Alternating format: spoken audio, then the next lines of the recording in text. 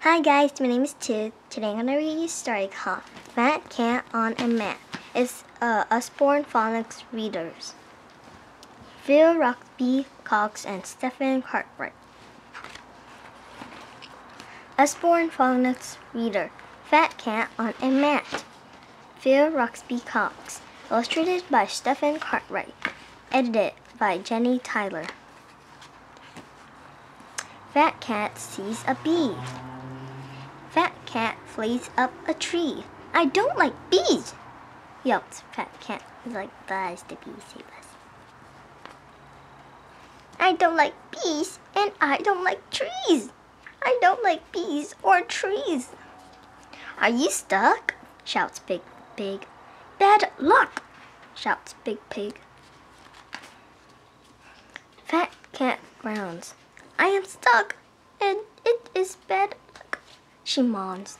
The tree bends and the nest drops off the end.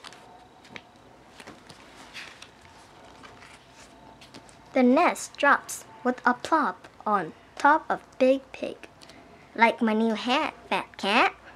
Like he does like the new hat. Good catch, yelps Fat Cat.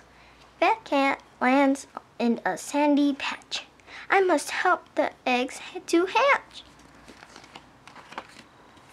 Next day, Fat Cat will not play.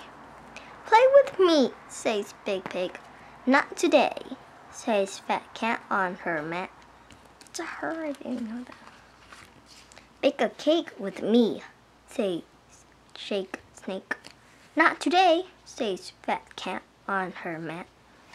Let's run in the sun for fun, says Ted. Not today, says Fat Cat on her mat.